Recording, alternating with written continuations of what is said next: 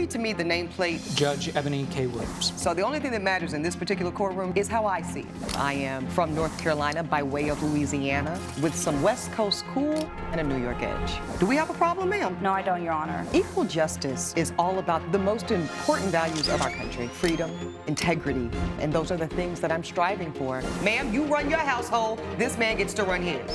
I decided to become an attorney and pursue the law. I wanted to be a voice for the voiceless. This court cannot hold this woman accountable. People from all sectors of life, black, white, purple, gay, straight, queer, and that's what equal justice with Judge Eboni K. Williams is all about.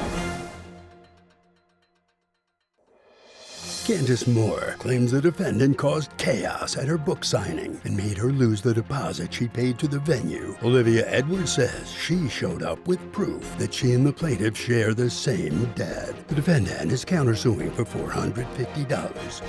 Ladies, I see I've got Candace Moore here as my plaintiff and Olivia Edwards as my defendant. Ms. Moore, you are suing Ms. Edwards for $550. You say negligence, but I do see there's a countersuit from the defendant in the amount of $450. We'll start with you, Ms. Moore. Why are we in court today?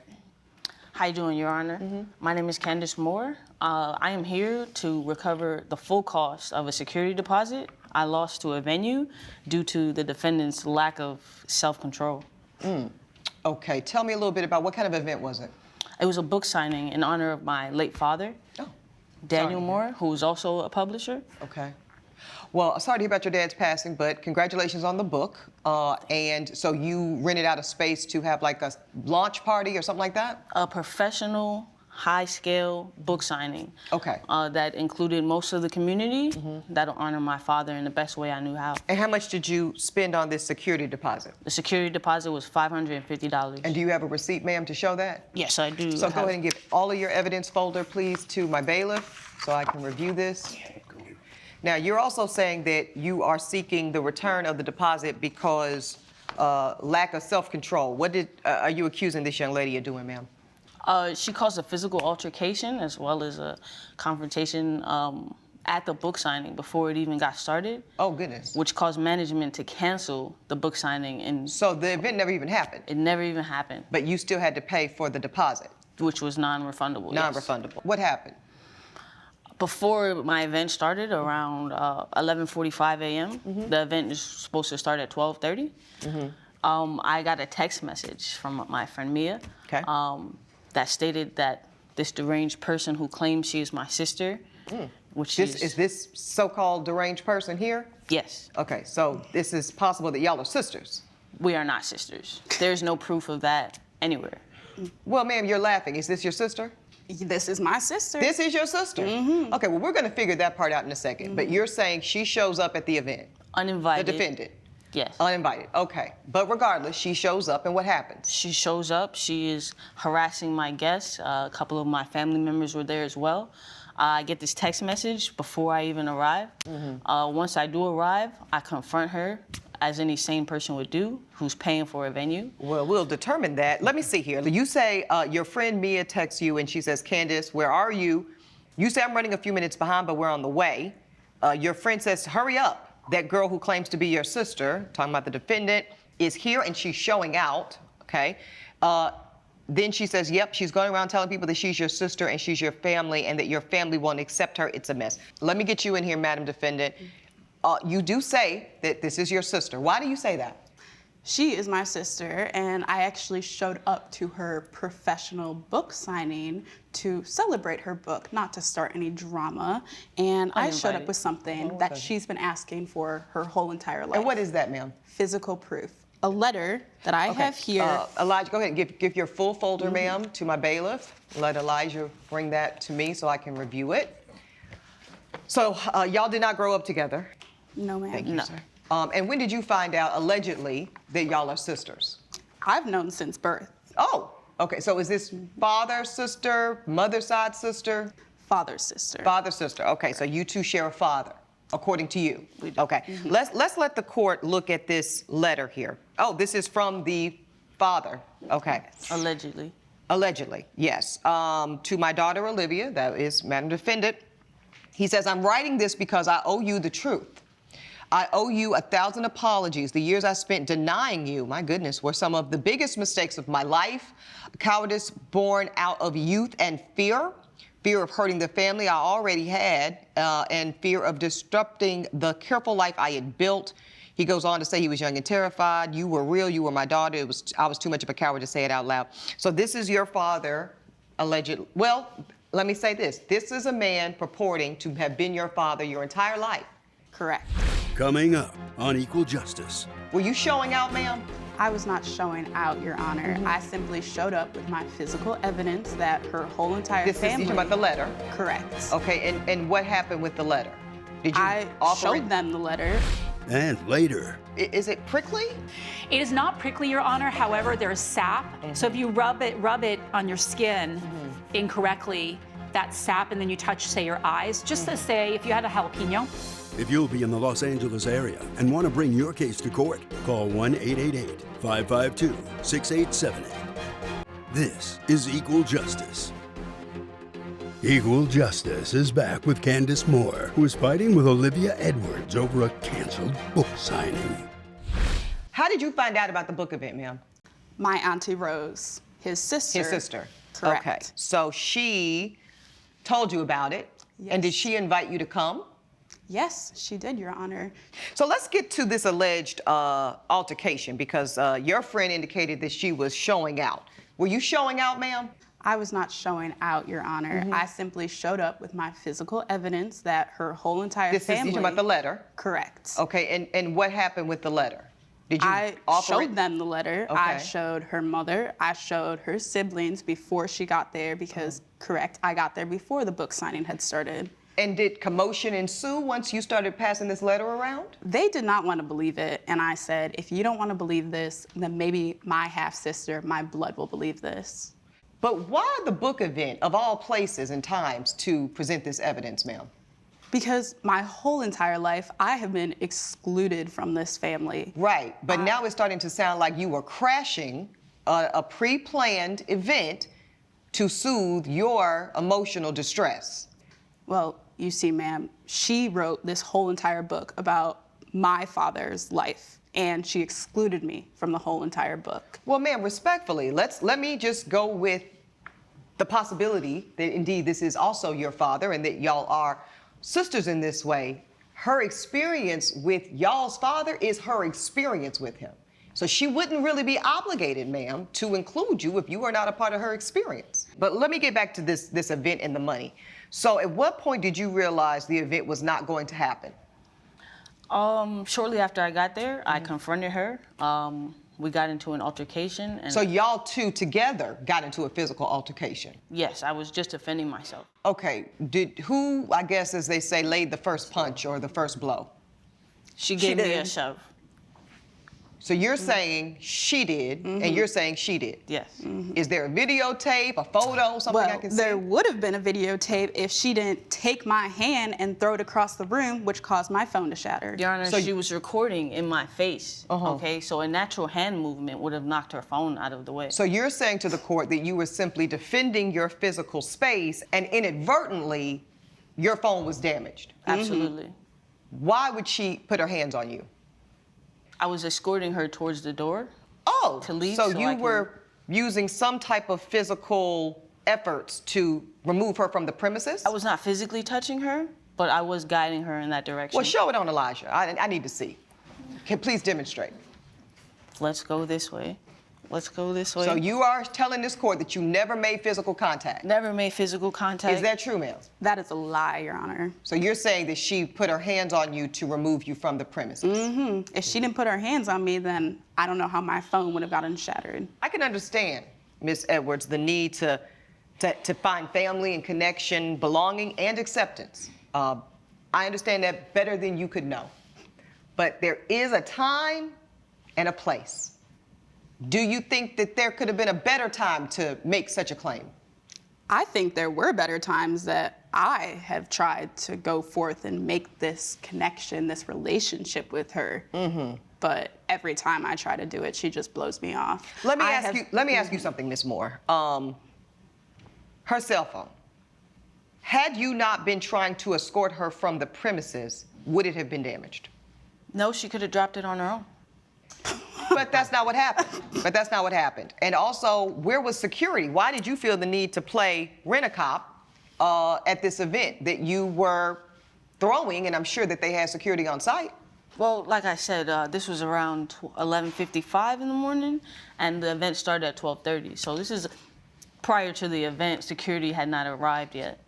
Well, this is what I'm going to do. I'm going to make a ruling momentarily on the claims. But you know, a very important issue will remain outstanding after y'all leave this courtroom today, and that is indeed whether or not you two are biological sisters.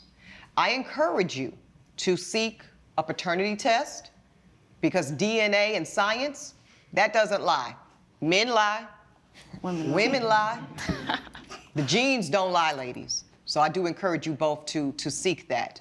But as it relates to these claims today, here's what I'm going to do. Ms. Moore, I do believe that your non-refundable deposit is something that you did not cause. So I am going to rule in favor of the plaintiff on the first part of the negligence claim, okay? I think that you breached a reasonable duty of time and place. However, I also have to consider whether or not you, Ms. Moore, ultimately at least contributed to the damage of her phone. So the court rules in favor of the plaintiff for the full demand of $550, and I rule in favor also of the defendant, but only for a partial demand.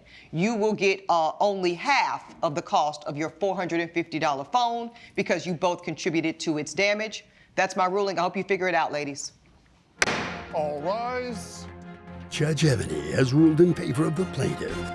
The defendant is ordered to pay $325. That's just not fair. Any final thoughts? No final thoughts. Guess we're not sisters after all. Okay. Any final thoughts from you? Never invited to the cookout, ever.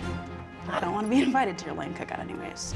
Coming up on Equal Justice. You guys received medical treatment. Did Yes. you go to the hospital? We went to the hospital. They took us immediately because my daughter was in such a she was state. probably hysterical. Okay. Hysterical. They had to wash our eyes out with saline for 45 minutes. This is Equal Justice. Charlotte Davis claims she and her daughter wound up in the ER after a cactus she bought from the defendant burned their eyes. Olivia Hall says Ms. Davis should have known better than to repot the caustic plant. Ladies, I see I've got Charlotte Davis here as my plaintiff, Olivia Hall as my defendant. Your Honor. Ms. Davis, you are suing the defendant for $2,800. You're citing medical bill expenses. What brings you to court today? Miss Hall sold me, while I was with my daughter, a plant that put us in the ER. I was told that it was called pencil cactus, so seemed harmless enough. Sap from it got into our eyes. Okay. Do you have a photo or something I can I see do, what Your it Honor. looks like? Okay, Elijah, can you please collect all have of your the evidence folder, entire ma'am, folder. to my bailiff? Thank you. So I can get a sense as to exactly what type of plant we're talking about. Okay, let's see if the court can take a look at this. So this is the pencil cactus, Ms. Hall. Also known as fire stick, Your Honor. Fire stick? Yes, Your Now, Honor. why do they call it fire stick? Because it can be dangerous if you handle it incorrectly. So now the court is curious, Ms. Hall. What is incorrectly? So when you're gardening, as most people know, there are things called garden gloves. So usually if you're gardening, you would handle garden gloves just as if you were going to handle a cactus, which you know is prickly. Is it prickly? It is not prickly, Your Honor. However, there is sap. So if you rub it on your skin incorrectly, that sap, and then you touch, say, your eyes, just to say, if you had a jalapeno, Yeah, you know, yes. so you understand. yes. So if you know, again, common sense needs to be played here. Coming up on Equal Justice. Now, you say you have never, not one time, Ms. Hall, had any other complaining customers. Not one. This is Equal Justice. Equal Justice is back with Charlotte Davis, who blames Olivia Hall for selling her a toxic plant. You purchased this plant from Ms. Hall. I did. You mentioned something about a daughter. Was your daughter with you? So my daughter was with me when Okay. I purchased it. She was like, "Mommy, I like this one. It's pretty." It's pretty. And we thought It's that almost we- like pink, It's you almost know. pink. She's a little girl. And she's a little girl. We got so it, we yeah. thought that we would plant it together, like a little mother-daughter bonding Activity, yeah. Yeah, an activity. Yeah, yeah, You know, yeah. she had the day off, I had the day off, and I was with my daughter, I feel like it would have been very simple. How old is your daughter? She's 7. 7, okay. Just to say something like, hey, by the way, the sap from this plant could burn you. So let's go back to when you and your daughter attempted to, put this in the ground? Or? Yes. Okay. So Did you get the gloves? No, I put it in the ground, and I had to snip a couple of the branches so it would fit in with some other bushes. Okay. And after that, my daughter started complaining that her eyes felt sore, and then mine felt sore. And within 5 minutes, we were in complete agony. It felt I like bet. glass in our eyes. Oof.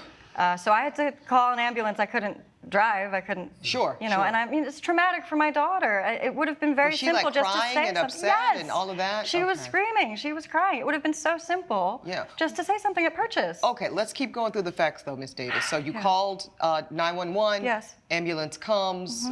You guys receive medical treatment. Do Yes. you go to the hospital? We went to the hospital. They took us immediately because my daughter was in such a she was state. probably hysterical. Okay. Hysterical. They Yeah. had to wash our eyes out with saline for 45 minutes. And tell us again, why is it Ms. Hall's responsibility? If she's selling this to the community, I understand that there's such a thing as common sense, but there's also being a good neighbor. She's selling these plants to our neighborhood and not letting people know the damage that it could cause. This was a little girl. She shouldn't have had to experience this kind of trauma. Indeed, and it sounds like it wasn't a pleasant experience for you either. No. Now, you say you have never, not one time, Ms. Hall, had any other complaining customers. Not one. And I want to say, look, I'm glad her daughter's okay. Sure. That was an unfortunate incident, but she's the parent. She should know how to handle things with her daughter. This plant should not have been repotted. She never told me she was going to repot this plant. So this it is was not a decorative designed for that. planter ready to just be displayed. So most of my plants are in decorative pots. I'm known for that. I'm like the plant lady in the neighborhood. Okay. And they all take the plants and they put them, in their living room or they're out, outdoor in their patio, and they're great. Judge Ebony's verdict when equal justice returns. This is Equal Justice. If this was something that I would deem more customary, an actual cactus, and you went to plant a cactus with no gloves on, that's hard for the court to wrap their mind around because it's so visually obvious to be of a danger. I can't say that rule applies here, Ms. Hall. So therefore, Ms. Davis, I am finding that there was a breached duty of care by this businesswoman to you and your daughter that caused harm that you paid for, and you should be reimbursed. The court rules in favor of the plaintiff for the full demand of $2,800. This is That's my outrageous. verdict, Ms. Hall. All rise. Judge Ebony has ruled in favor of the plaintiff. The defendant is ordered to pay $2,800. Well, I'm gonna have to rethink my business, which has made the neighborhood happy for many, many years, and you've just destroyed that. Really happy that my daughter's okay, and I'm really happy that Judge Ebony saw things our way. Okay. Judge has made a ruling. Please follow me.